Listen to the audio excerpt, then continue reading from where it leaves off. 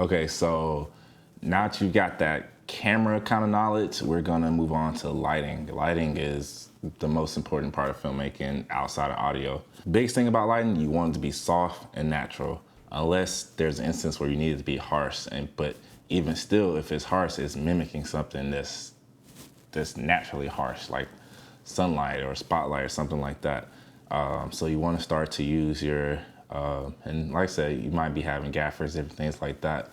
But to be the best filmmaker you can be, you want to understand all facets of filmmaking, because if you're directing, the best directors can tell people the technical side of it. So you want to start building your craft every single day, researching YouTube videos, different things like that. I'll put some resources, some of the best ones that I still use today. So having soft lighting, and you don't have to buy a bunch of gear, but I would say if you are going to buy gear, some things that you want to at least have like a 3-light kit, a nice mic, some lavaliers, and everything like that if you are. But other than that, you can just rent while you're still trying to build those funds up. Don't go out and spend all your money on gear. You can rent and use client money to get that gear until it really becomes inconvenient, and you have enough money to buy gear. But as far as lighting, in a lot of situations, you want to at least have something like what I have right here is a 600X or 300. That's a good enough power, 300, 600 watt lights to light up most dark areas, right? Anything smaller like those GVMs and photo photography lights, they don't quite work. So one of those with a softbox is a good place to start, right? Specifically, let's say you're shooting in this nice condo high rise, beautiful real estate agent. They want, like, hey, I want the background to be the windows and everything like that on a bright sunny day. That 600 powerful light, having enough light is gonna help you. You always wanna have more lights than not enough light. So you can always take away, but you can't magically add light. So just having enough to fight against the sun and you want to expose for the window, right? Start your shot by exposing for the window in the bright light, and then add your lights around it to lift up the subject, right? In most interview cases, you're gonna use, for the talent at least, like a 3-point lighting setup, and maybe even not. I always like to take away light on one side of the face and add another light in the direction that the talent's looking, so you can have that catch light. One of my DPs that I love, he got me hooked on the catch light, Jordan Gonzalez. He'll put the key light in the direction of where the talent's facing, and then we'll put a floppy, which is a negative fill. So when you're talking about lighting, you have a key light, which is usually your main light, the fill, which is filling up the darkness, and having a nice hair light to separate the talent from the background is always good. So that's your 3-light setup. And once again, just making sure that's soft is a big soft source. And with that hair light, you want to make sure it's nice and narrow. You don't want it spilling on the shoulders or different things like that if you're shooting interviews and different things like that. When you're looking to operate in larger spaces and you're doing commercials, different things like that. We did a commercial once where we used probably like 12 lights, simply because it was a wide shot. We got the hallway, we got everything in that. You just want to make it as natural as possible. So what we did, we had a light coming through the window because it was during the day. We wanted to really make sure we could see that, and make sure that, and when you're using a lot of lights like this, depending on your cameras, ISOs, natives, different things like that, you might have to use ND filters. I love cameras with built-in NDs, but you might have to attach some with a matte box and different things. But, you want to add texture, so there's light coming through. You can see the shape of the blinds on the wall. That's one light just adding texture, nothing to do with the talent. You still want to light the talent the same way.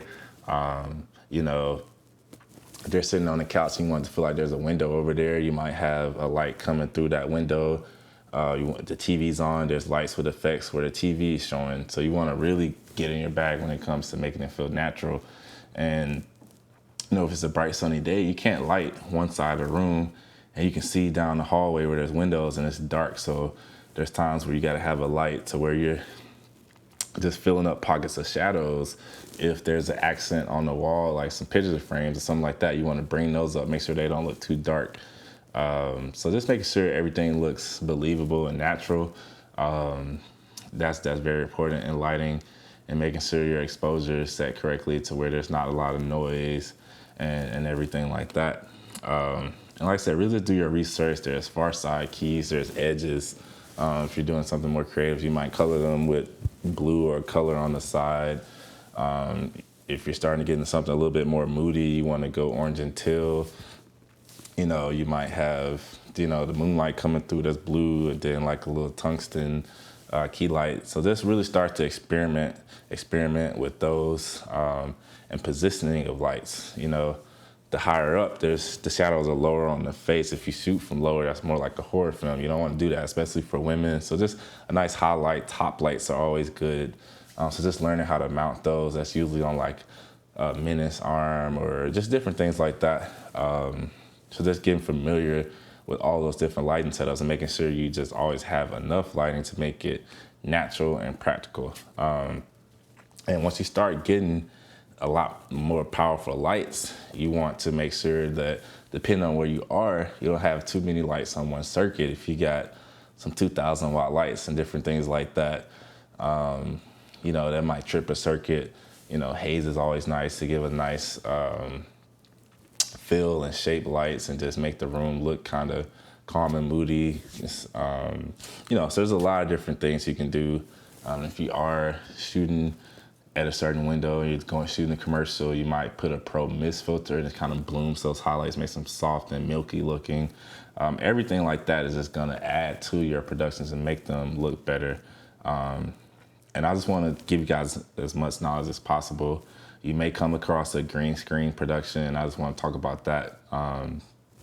If you're shooting green screen, you're still gonna light the subject the same way. Like I said, that same style, that soft key, maybe even a hair light, maybe a negative fill, but you have to light the green screen evenly. The green screen can't be dark over here, kind of light over here. If you want a clean key, green screen's got to be even. They need to be lit like from the floor and the top or something like that. If you're in the studio, just ask them to pre-light it.